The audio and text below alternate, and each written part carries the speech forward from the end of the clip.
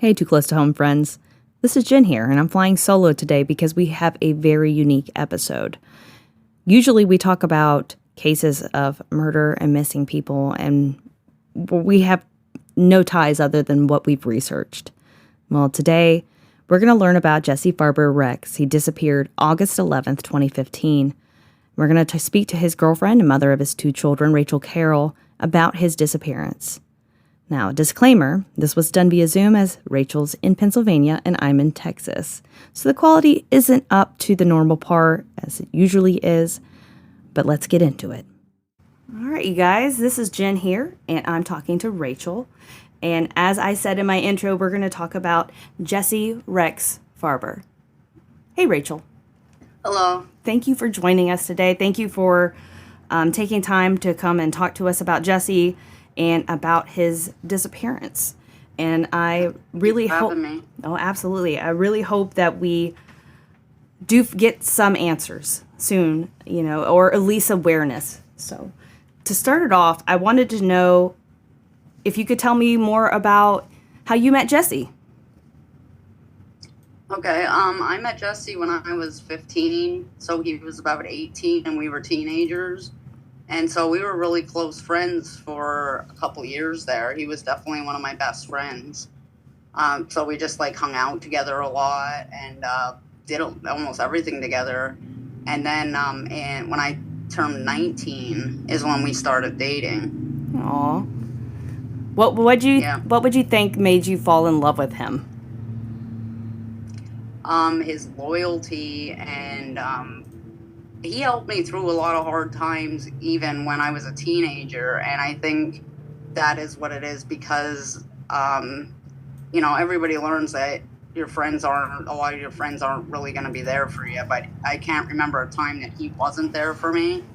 Aww. And supporting me, and I mean that was even before we were dating, so I love that about him. He was just always there for me. I trusted him. He trusted me. We always had each other's backs. He was there every time I needed him.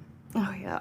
Well, I mean, I love that because it's like a true blue love. You know what I mean? It's not just a lust or I met you last week and we're going crazy. It's a love that's taken years to develop and means more, it feels like. Right. So you have children with Jesse. Can you, with what you're comfortable with, tell us about their relationship with Jesse and what fatherhood meant to him?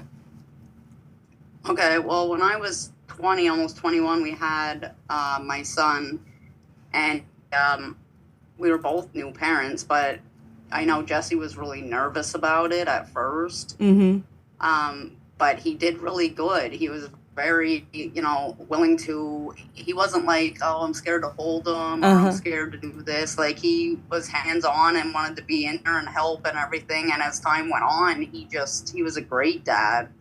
My son and him were really close. They did a lot of things together, and Jesse loved teaching him different things. We loved to teach him about the outdoors because that was our favorite thing to do, was to go out and have a campfire or go camping, hiking, all that stuff. And so we really like to teach our son all about that. And my daughter was born in 2014, and so she was only a year old when he went missing. But by then he knew everything to do, and he was in love with her. Aww. That was his little girl, and they were very, very close too. And but my daughter now, because she was so young then, she did remember him and talk about him for a while, but because she was only a baby, she don't really remember those things now. I mean, she knows where dad is and that he's missing. Yeah.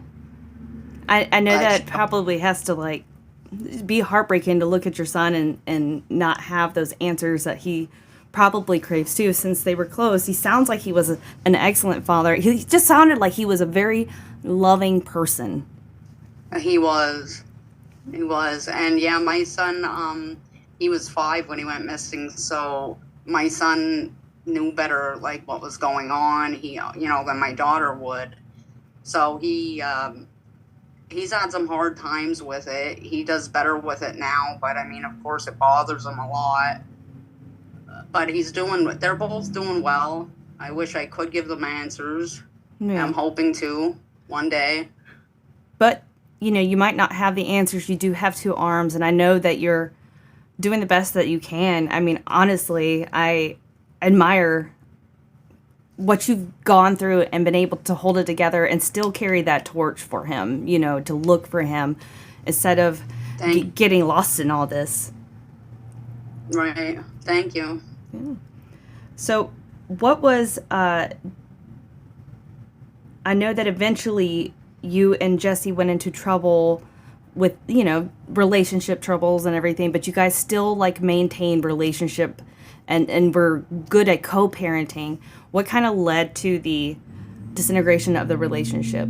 And side note, Rachel, if you don't want to answer anything that I ask, please don't. Do whatever you're comfortable with. Okay.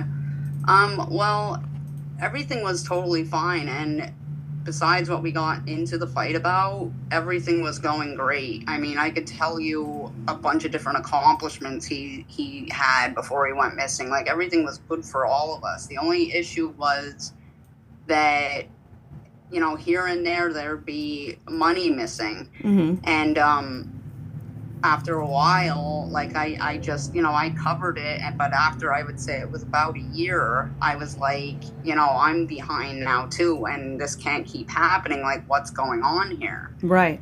And that's what the initial argument was about. And that's when he started staying at his grams. Mm-hmm. But as for us being broke up and done with each other, it wasn't like that at all. We talked the same day that he left to go to his grams. We were still hanging out almost every day, talking to each other. Doing stuff with our kids, taking my son to his soccer games together.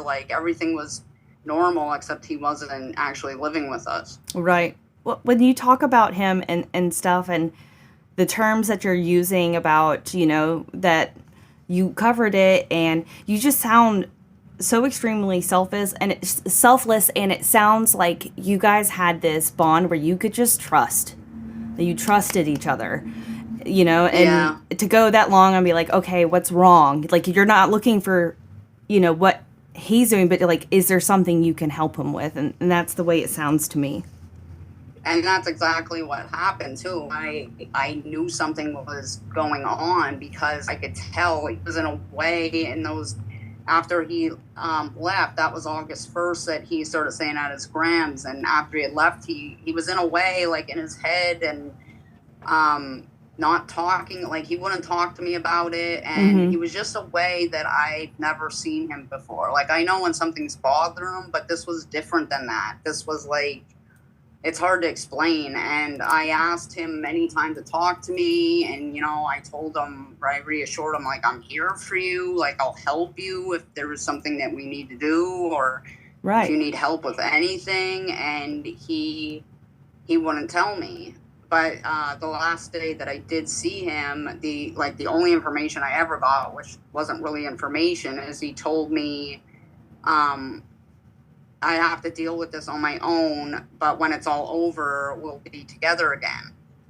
And that kind of confirmed to me that, something's definitely going on, but I never imagined that it would be anything that would cause him to go missing or anything like that. No. I mean, it also sounds like he was trying to protect you and the kids, by not telling you. I know I've seen people do that. Mm-hmm. And maybe that's why he wouldn't come home, because I kept begging him to come home. And that's not like him. If we ever got in an argument before, like I said, if we ever did fight, it was nothing big, and we got over it so quickly because to both of us, we would always say, it's harder for us to be away from each other and then to just be together and just deal with the issue. So...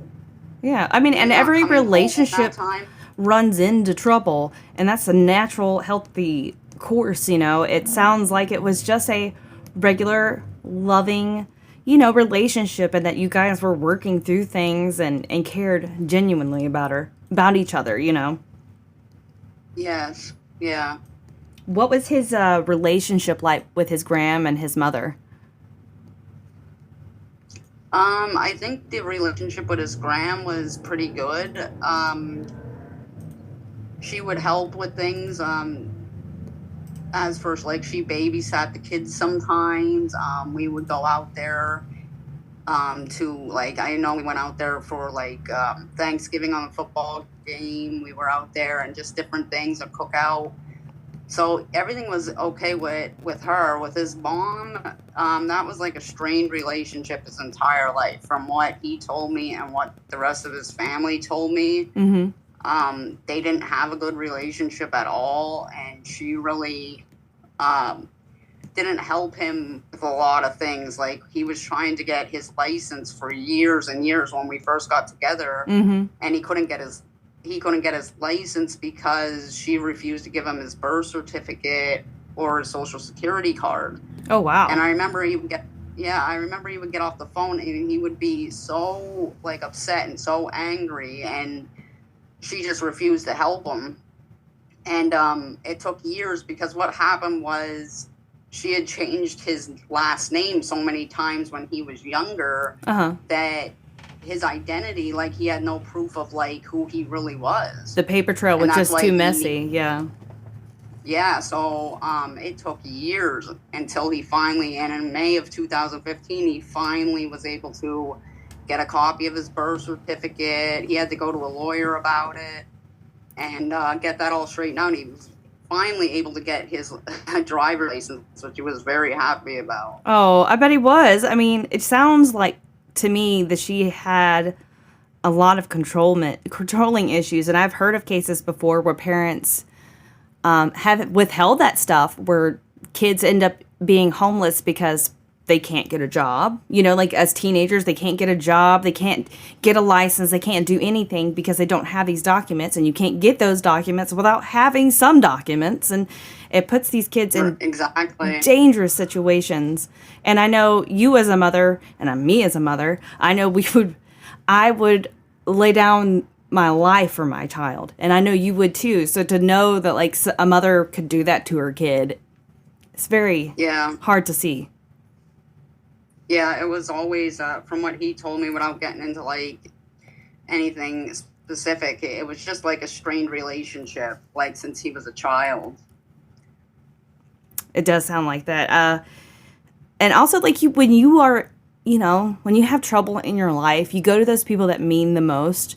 And since, in those situations, he might have been afraid to be around you, but he went to his grandmother. So it sounds to me like there was never a real good relationship with his mother, and it really is. And we'll probably talk more about that later, but just how it came to be with her and how she behaved afterwards is very unsettling, and I know that has to be harder on you. Yeah, yeah. So do you still talk to his gram or anything like that?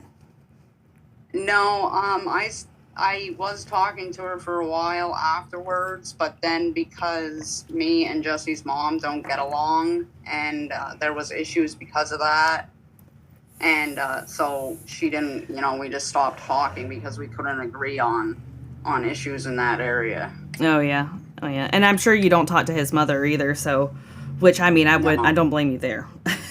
Right. So, you talked about Jesse in the days leading up to his disappearance. Of like he was very worried about him checking his debit card, like his account, several times as if he was looking for something. Can you talk a little bit more about that? Well, the thing with the bank account, when I got the phone records, the thing that got me about the bank account was that it was pretty much a few times that day, the day he actually went missing, he kept checking his bank account, which is really odd because he went missing on a Tuesday and we both got paid on Friday. So whatever was in his account, which I don't think there was anything in there at that time, he would have known that. And for him to keep checking it, it just doesn't make sense since he knew that the only time money was going to come in would be Friday when we got paid. Right. So I always wondered what that was about. Like, was he waiting? Did somebody tell him that that they were going to put money in his account for him, and that's what he was waiting for, and that he kept checking it for that reason? Because I really can't think of another reason that he would do that. Exactly. I mean, I would think the only other person that would put money in his account besides you or, his paycheck would be his gram, and you don't normally would check your bank account like that, Yeah, not that many times. Not It unless was you're like, expecting, like, my tax return is supposed to come to my bank account on this day, and you're just, like, checking back and forth. But I agree with you. That does sound off, especially since he disappeared not long after that. right, and then that money was deposited that Friday, that his paycheck, and it was never touched afterwards. So That's a big indication of foul play to me. Like, we can't say without, certainty, and we talked about that beforehand. We can't say for certain yeah, what happened, but there are things, and I'm one of those big believers of you just get those feelings of things. Like, that yeah, something's right. off, and this is one of those things. For somebody who, was struggling with money, and I have in my past several times struggled with money, living paycheck to paycheck, and then some, being barely paycheck to paycheck.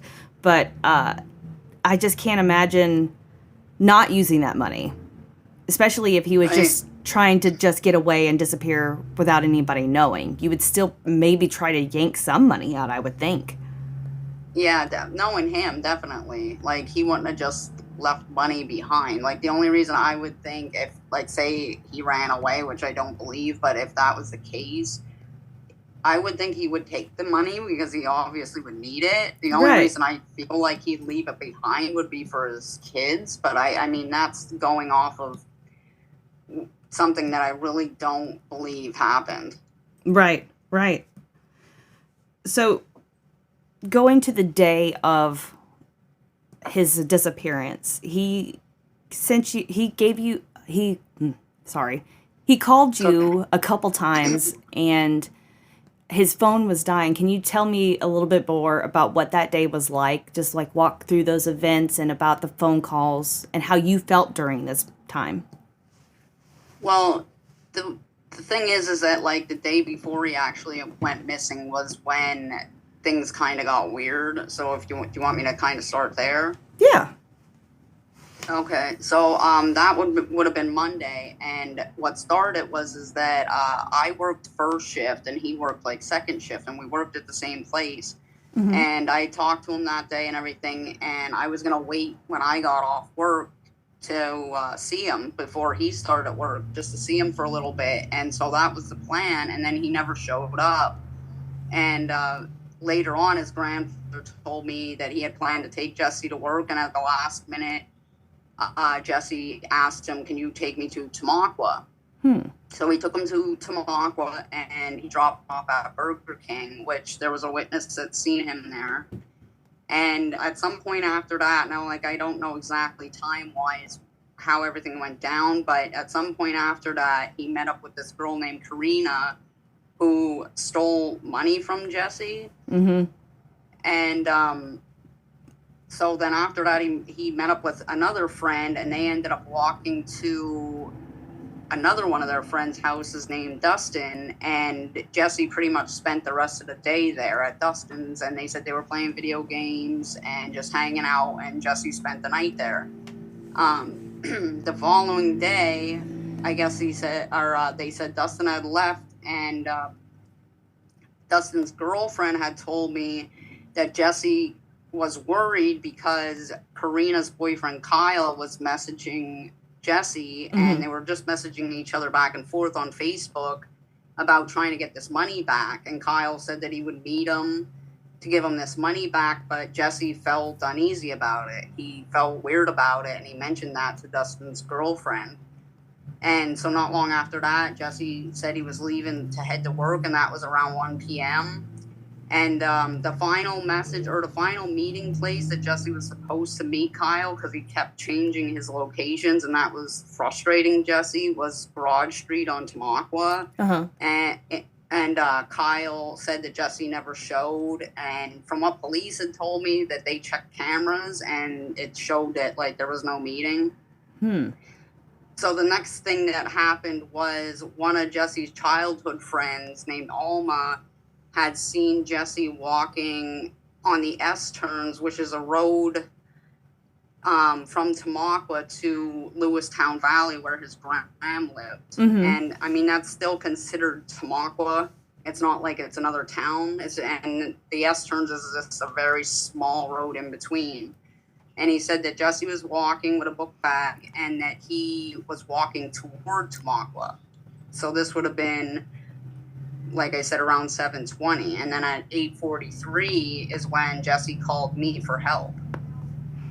With that girl, Karina, that stole the money from him, was she estranged from her boyfriend? Because that's, I would feel odd about it too if I was Jesse in that circumstance, that her boyfriend's reaching out to deal with this money issue when his girlfriend stole the money. Right. No, they were together because I talked to them a lot of times right after he went missing. I was confronting them and asking them, like, what happened and whatever, or what they knew. And they were together. I mean, they're not together anymore as far as I know, but I mean, they were at that time. Yeah. Did anyone I know that they mentioned that he was uneasy about him changing the meeting spots and everything. Was there any other indications from anyone else about something being off? Not to my knowledge, no. They said otherwise he was okay, that he had planned to go to work that day.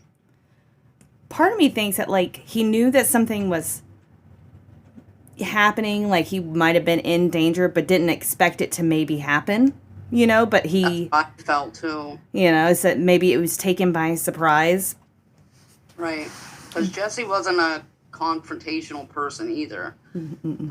He wasn't one to start a fight or to walk into a fight, or he tried to avoid conflict at any cost. So I don't think like he at any point went looking for trouble. Whatever, if something like that happened, he definitely got surprised by it, because he definitely wouldn't walk into something like that knowingly.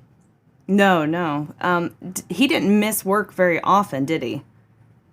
No. Yeah, it doesn't sound like, especially for someone who sounds like he's trying to, kind of put his life back together and be better for his family. It doesn't sound like something he would do to just miss work. Did he walk around with his backpack very often like that? No. He never like just wandered around Tamaqua either. Like anytime we did anything, we were always together, and there was never like times where he was like, I'm gonna go and hang out with my friends, or I'm gonna go and do this or do that or whatever, or I'm gonna go to the bar. It was never like, anytime we did something, it was always together. It was always like me, Jesse, my brother, some of our friends, and we would go riding or something. Like we did like everything together. So I just find it weird, like that whole thing about him missing work and going to Tamaqua. Like it doesn't feel like he just did that on a whim. Like I think he went there for a reason, but I don't know what. Oh yeah, and it's just like, as an outsider and not knowing the things that I feel like we're aligning a lot on these suspicions here, because everything on this last day seems off. And this is one part that I wanted to ask you, is you said he bought meth the day before, but it doesn't sound like he was a drug user at all. No. I was told that he bought meth and that he was using it that night. And no, he wasn't a drug user, and especially for something like that. Like that's like starting out, like, let me go ahead and start out on cocaine or something. That's a very high level. Most people don't just like on a happenstance do that, Yeah, and that's also a really weird thing to me, because I don't know. That's just very out of character. I had thought, like, I try to find reasons for everything, and I was like, well, maybe because he was acting, whatever was bothering him, maybe he was like, I need to calm down. I'm gonna go do drink or something, but to choose meth that's not really help you calm That's down. going to make you more paranoid. It's going to cause all sorts of issues versus what you would need in a time of stress, for sure. Right. So I it's really weird. All of it is very strange and doesn't add up at all. No. And have you spoke to Karina or her boyfriend since they broke up or any time recently? I haven't talked to them in years now. Have are they do you think part of me thinks that something happened and that people have put out that information that he bought meth to make it less credible? Yeah, I've thought of that too.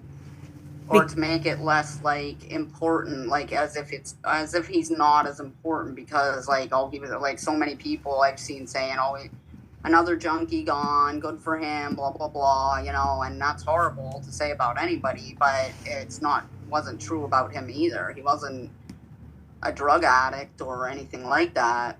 Oh, exactly. I mean, that's one of the reasons why serial killers go after people who live in what they call like the fringes of society, like, sex workers, people who might be into drugs or high risk activities.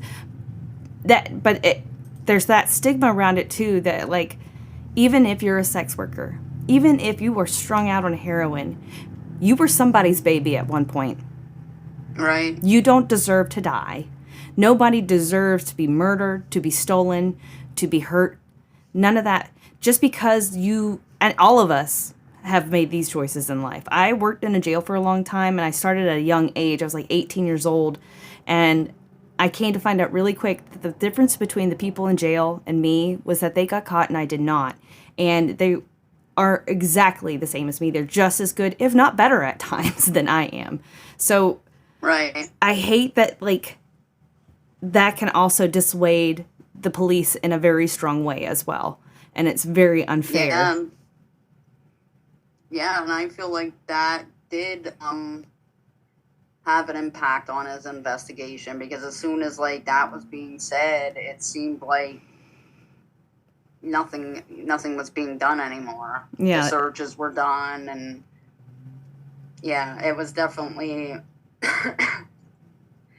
affected by that, I'd say. It's just, and I've worked, working with cops, there are good cops in this world, don't get me wrong, but it's not the percentage that people say. There are a lot of people who will overlook things. There are people who will take the easy route. All these people are working for a paycheck at the end of the day, and there are quite a few psychopaths that seek out becoming police officers or positions of power just because it makes them feel better about themselves, and it hurts people like Jesse in this circumstance. Right. So when you got that phone call from Jesse, he said that there were coyotes around him. Yeah. He called me at 8:43 p.m. and the first thing he said was to bring guns. He said, "My phone's dying. I'm in a tree and 10 to 11 coyotes are after me." And he said he was on the high school mountain, and then he said, no, the elementary school mountain. I said, "Well, which one?" And he said, "The high school mountain, definitely the high school." And I said, "Well, where exactly are you on the mountain?" And he started to speak, and it hung up. And I tried calling back like 5 times immediately, and it just went right to the voicemail. It didn't ring or nothing. I had read, and this is another thing that kind of goes along with the meth, is I think that it might be a rumor to make it less focused, like lose the importance of his case. Is that I read in another article that they thought that the coyotes was in reference to a gang. And my thought is, I'm not going to run up a tree if a gang is surrounding me. Just a wild animal. Right. So why do people, like, it just seems very far left. I have been to Hershey and Hummelstown in that area, many times, and nothing about that screams a gang of coyotes. Yeah. I mean, I take everything as a possibility, but the thing that I think is weird is I think you're right what you're saying, but I also find it hard to believe that it was the animal, because it was totally silent in the background. And to think that there was all these coyotes around him trying to hunt him down, they would be like making noise. And I just thought it was really weird to, when you're on the mountain, you're moving around, you could hear the leaves, you could hear, and it was just dead silent in the background. So I always thought, that's weird too, because I would have been able to hear them. And plus, if it was an animal attack, I feel like there would have been, had to have been some kind of evidence left behind. Exactly. Something, clothing, blood, whatever, it's unusual. And that was going to be my next question is, what did you hear? So possibly, it could have been a situation of somebody, I don't know. There's so many possibilities out there. And yeah. I'm only living an ounce of what you've had to deal with all these years. So how did his mother react when she found out that he was missing, as well as his gram? I remember when he called me for help that night, me and my brother went looked for him, and I was calling everybody I could think of to try and help me. I called his brothers, I called his gram, I didn't call his mom, but everybody in his family just kept saying, like, he's probably out doing, partying or something, and shouldn't be causing, like, problems, and just go home. He's just acting up. And I was like, no, I know something's wrong, because how scared he was in the call. And they just kept blowing it off. And but once, he didn't turn up, then I know his gram was worried and upset. And I seen her the day of, like, the first search, and I was talking to her, and I just said about, calling here and there. Who do you think I could call? Who do you think he might be with? I said, do you think he's with his mom? And she's like, I don't even think she would care. So I never called her, but yeah. I talked to her shortly after that, because when I got off the mountain that day, she jumped out of a car at me and was saying that I killed Jesse and accusing me in front of a lot of people and the police and everything. So that was when we first encountered each other after he went missing. That's crazy. Even during, like, all the searches and stuff, it sounds like she was trying to derail quite a few things. Yeah, because the thing that bothered me about that is at that point, it was only the first day of the search. He was only missing for 2 days, and the last thing that was on my mind was that he was gone, let alone murdered. Like, I thought, like, maybe he just got hurt somewhere, maybe he fell. Like, I wasn't even, that didn't never cross my mind. And usually, that was like, just a bad situation. Even if you had, usually in a circumstance of, like, a relationship gone sour and someone kills the other, it's not like this grand plan, and you're not inserting yourself into an investigation. You brought the attention to it, in my opinion. His family was very nonchalant about it, and you were like, no, something is wrong here. So it feels also odd that she's going to sit there she had a pretty strained relationship enough where he's going to go to his grandmother versus her, and her to sit there and accuse you. It sounds like someone trying to point the fingers to keep people from pointing fingers back at them, or for whatever reason. Sometimes people just lash out. Like I told you, in my circumstance, my mother's husband passed away of cancer, and his family swore up and down that she murdered him, even though he was in hospice. It's right. People do weird things in those stressful moments. So it could be one thing, it could be another. You never really know. Yeah, and I understand that, when you're going through a situation like that, and I know it's common, especially with missing cases, that fingers are pointed at each other and stuff like that. I understand that, or somebody's looking for somebody to blame because you're stressed out. Like, I get all that, but yeah, because as humans, we want answers, and right. And especially in a tense situation like that, I can imagine. But I, at the same time, don't know. I can't say I've ever lived through that, but I would like to think I wouldn't be throwing fingers first thing. You just right. So what were the search efforts like? I know that they went out there quite a few times. Yeah, there was actually a lot of volunteers that showed up. There was search groups with cadaver dogs. There was a military helicopter. Um, there was a lot of people on four-wheelers, stuff like that. They had drones. There was underwater searches done, and there was a air shaft in particular that they searched 3 times. Did people And go that was missing like the into first that week. air shaft often? Or was it just very close to where he might have been and they were worried about it?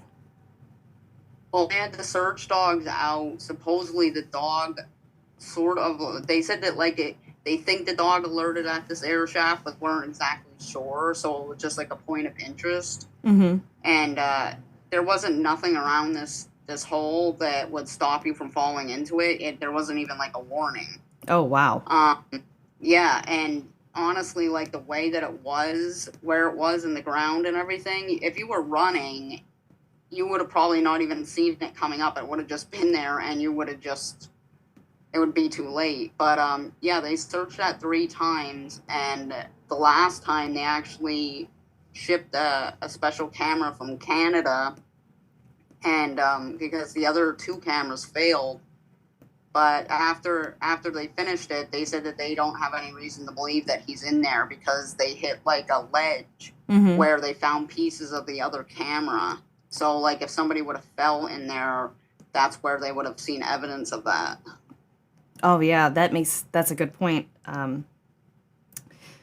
They found Right, but they found this bag after these searches, though, which is odd because, you had already reported to them he said he was in a tree. So I would think people would have been looking up the whole time, and then out of the blue, this bag shows up. How did you feel when it was discovered, and what do you think about it? they actually didn't tell me when they found the bag. They didn't tell me when they did the search around it. I ended up finding out on my own.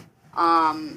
What the story is that there was a hunter who was tracking a deer, and he seen a pair of sweatpants on the ground, and he looked up into this tree where this bag was, and he supposedly knows Jesse's grandparents.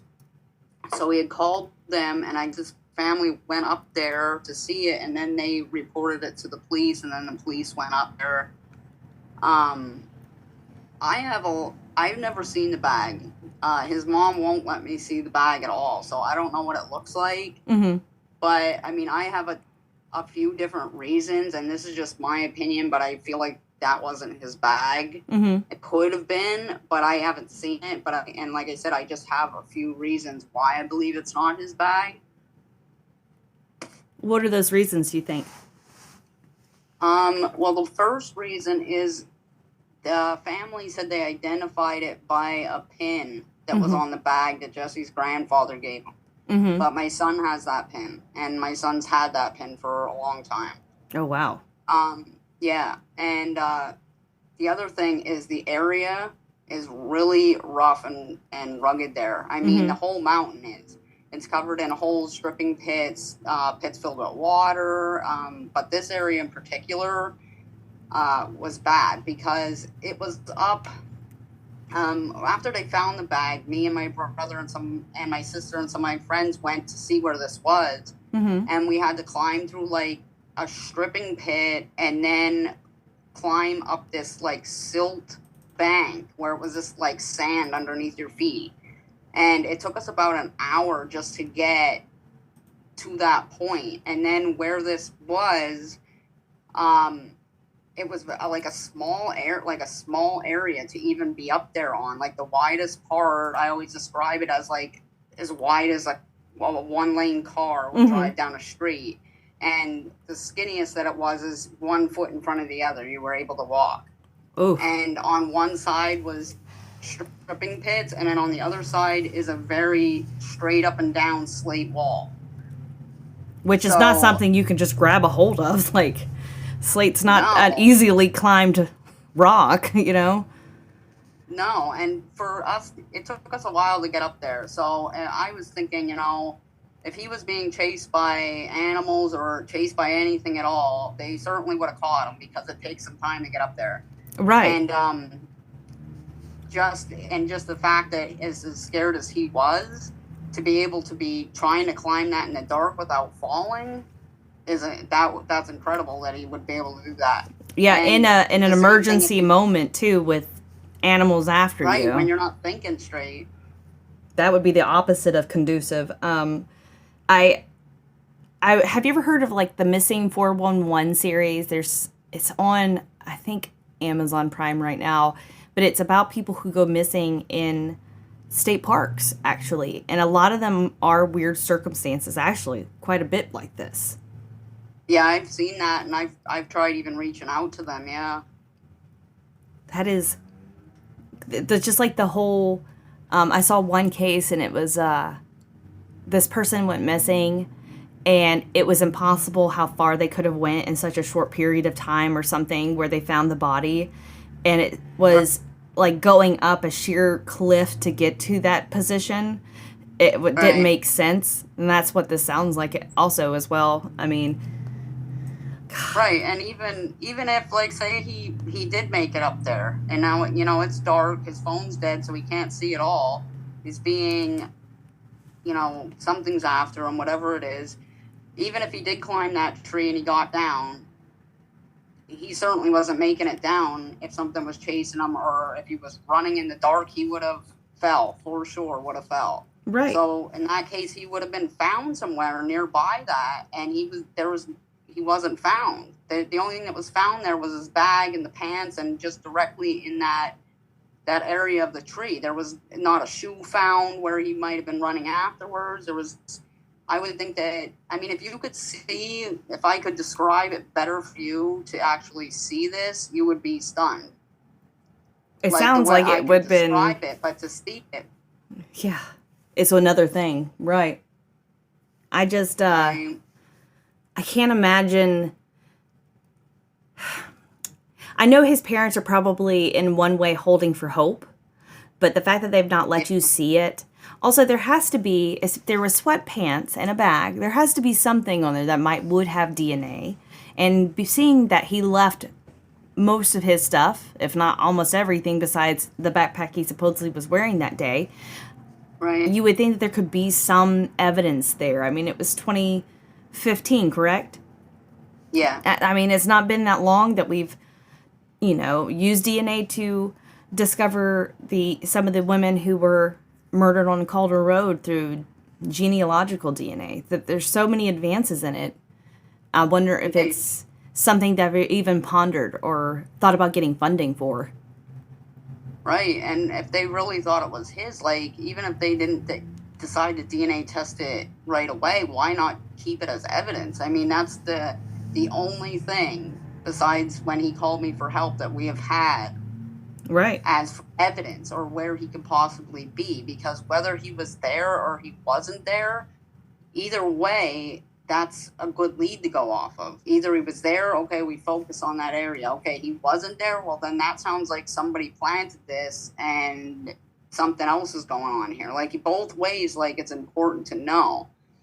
And I wish I could just see that bag, because then I could answer that for myself. You know what I mean? Like, I would be able to be right. Like, okay, he wasn't there. Okay, something else happened. Or he was there. Now I need to focus right here.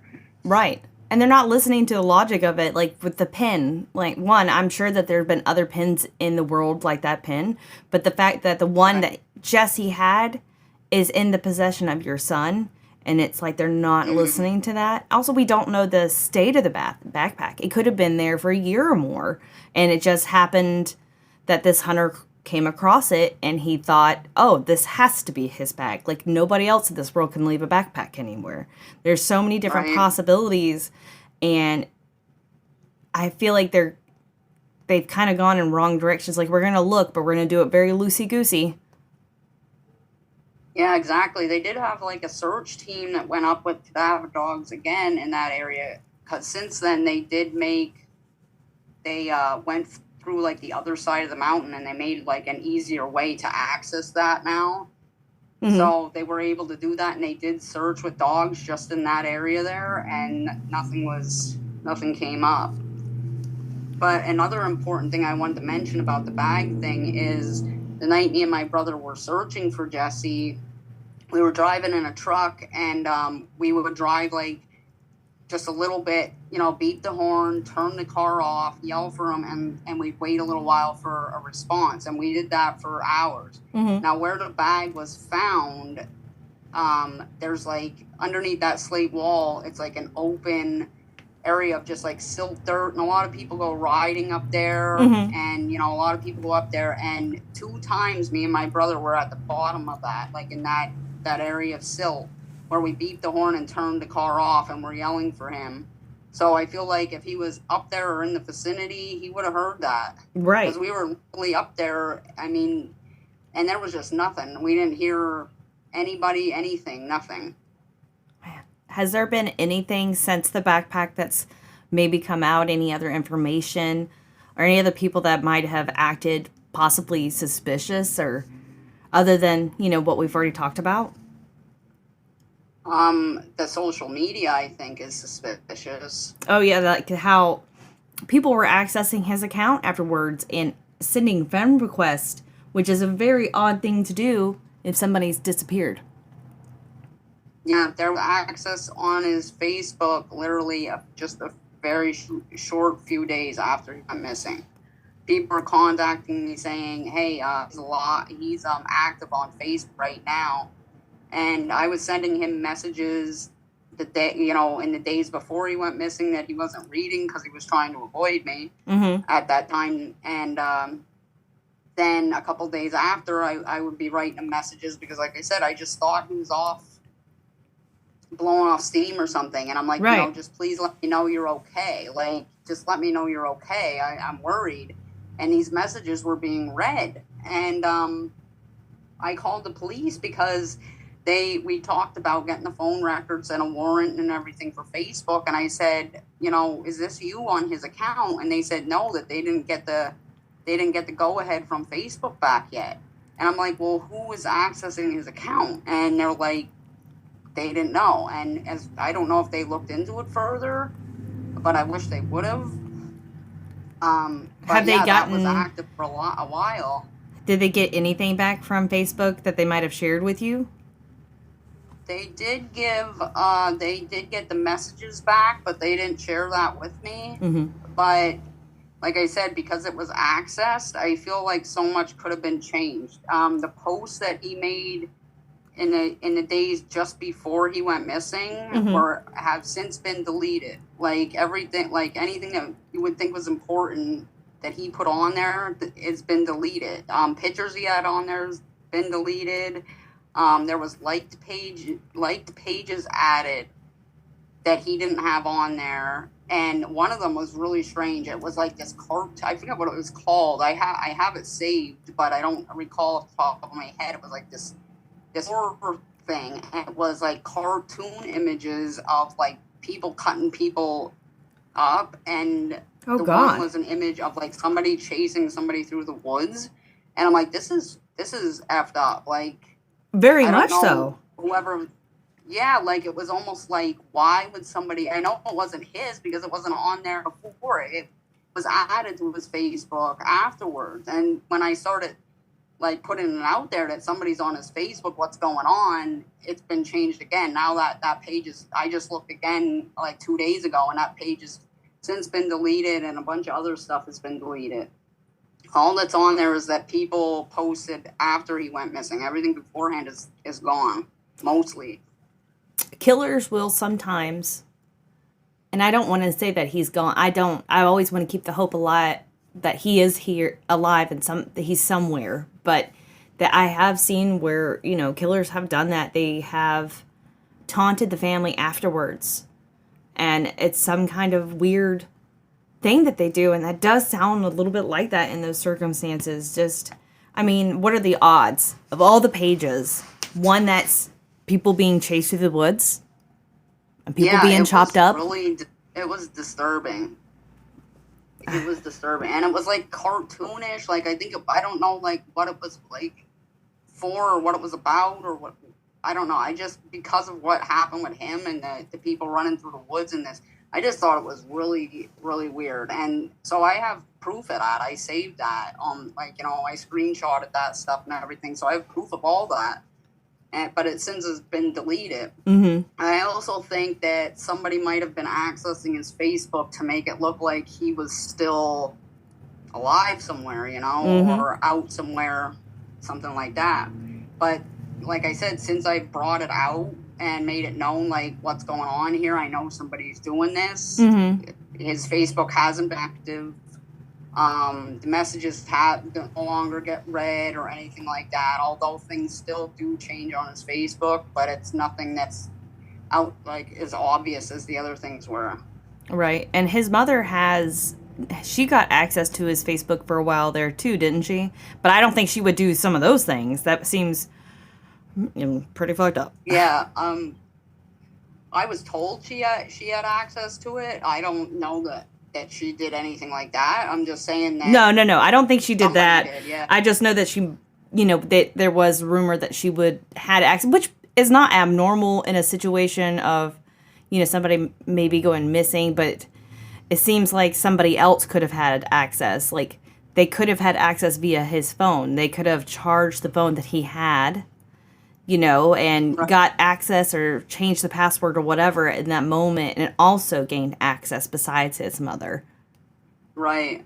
Which is I know he made the Facebook, like, after we broke up, because he got a new phone at that time, and that's when he made this Facebook. So it was pretty new. It wasn't even 2 weeks old. And I know he set it up through his phone, and through, like, he set the account up through his cell phone number. Mm-hmm. So I know Facebook has changed, and you could do different things to get into your account, but I'm not sure. But I think at that time, like, if you set your Facebook up through your cell phone, that you couldn't just, like, log into a computer and use your cell phone. Yeah. You know what I'm saying? It's changed leaps and bounds. It used to be really easy to do a lot of those things, like, with logging in and logging out without all the third identification stuff, and not having the ability to do things on your desktop like you would with your phone. Things have changed quite a bit since then. And I would think that, like, have the police been really responsive to you?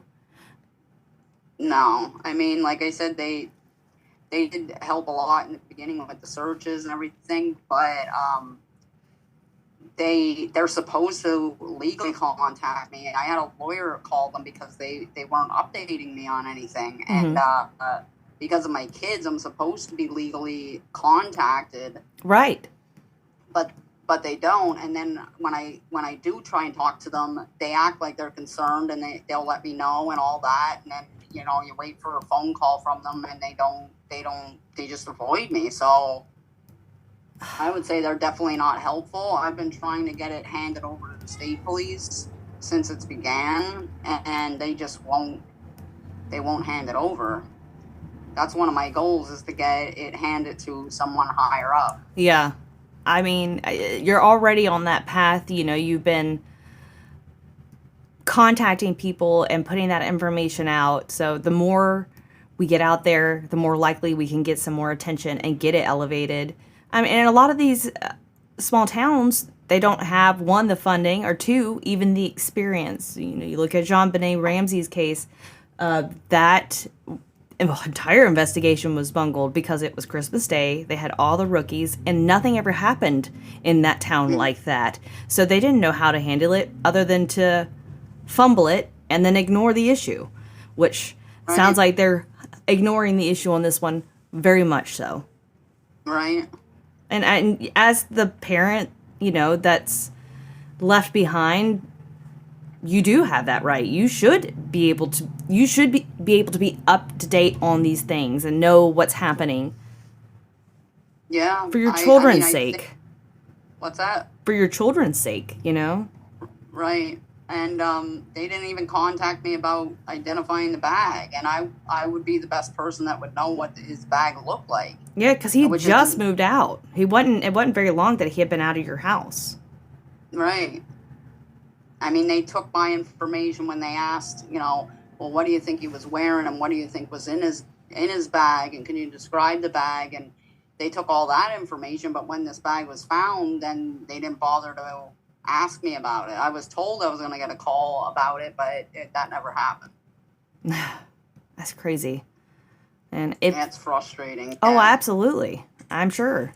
And you could only, as a parent, and you're, doing everything you can to take care of your kids and keep this alive, you can't stay in a police department banging on their door to make them do their job. That's probably one of the most frustrating things, I'm sure, is to feel kind of like you're frozen in place. You can't do any more than you're already at 100% capacity.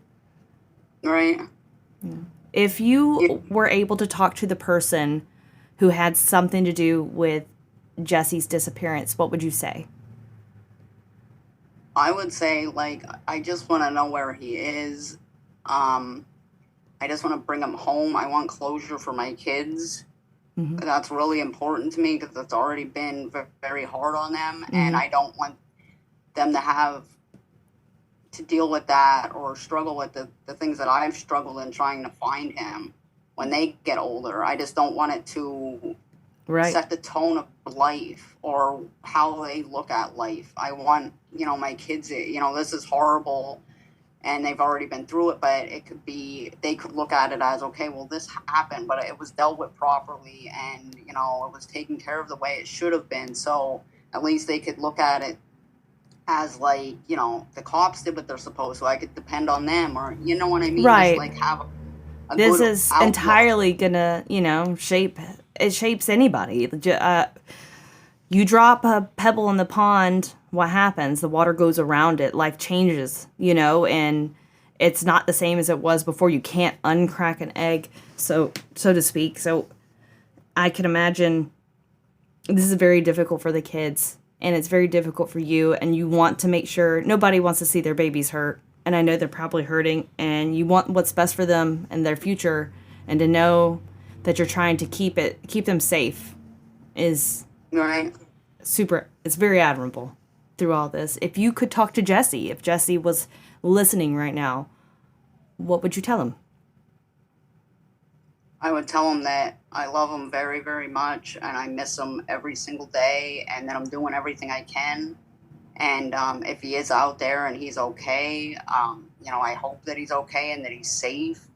And if there was any way that he could let us just know that he's okay so that we don't have to suffer or think about that something horrible happened to him, because it's hard to live with that every day. Yeah. It's hard not knowing. And it's hard to imagine some of the rumors that I've heard, something that horrible happening to a person. And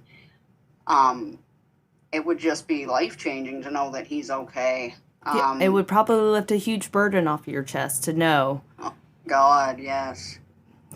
Yeah. You would be able to do a whole lot more without that emotional restriction on top of you. I really appreciate you reaching out to us and allowing us to interview you and put Jesse's story out. For the listeners, she actually contacted us on Thanksgiving, and Thanksgiving morning, my husband actually pointed out to me, and we knew we wanted to do something. We're not in Pennsylvania ourselves, but I mean, if it was me, I'd want somebody to do something. And me and Becky always say, if you see something, say something. So if anyone out there knows anything about Jesse Farber, here is some information on how to report it. That's where you go in, Rachel. Oh, sorry. You're good. You could contact me at 570-789-3007. Anonymous tips are welcome. Or you call the Tamaqua Police Department at 570-668-5000.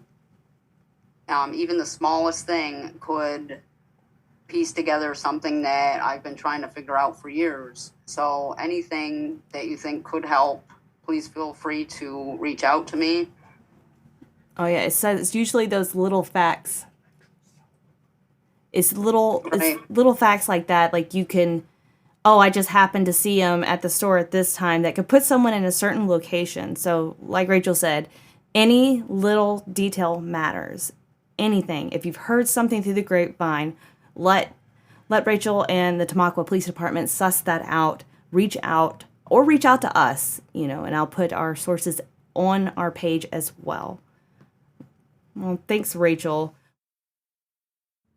And that was Rachel, Carroll, and I speaking on her boyfriend and father of her children, Jesse Farber-Rex's disappearance. Just to reiterate, Jesse went missing August 11th, 2015 in Tamaqua, Pennsylvania after a frantic phone call for help. He's 29 years old, hazel eyes, and he has short brown hair. He's 5'6" and 130 pounds. For any information that can help us find him, please contact his family at 570-789-3007 or the Tamaqua Police Department at 570-668-5000. Anonymous tips are accepted and every little bit of information matters. He could have crossed paths with you. You could have heard of something. But you know what we like to say? If you see something, say something. And we're going to put his poster back up on our socials. And you are welcome to reach out to us as well should you know anything that you might would like to have passed on to Rachel or the Tamaqua Police Department. Don't forget to find us on our socials and like those, as well as like and subscribe on all the platforms that you might find us on.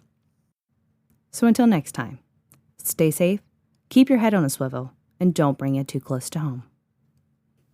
If you enjoyed this episode of Too Close to Home, don't forget to rate and subscribe to us on most platforms. Follow us on our social media at Too Close Home Pod on Facebook, at Too Close Podcast on Instagram, or if you have your own Too Close to Home experience, shoot us your story at tooclosetohome@yahoo.com. Thanks for listening.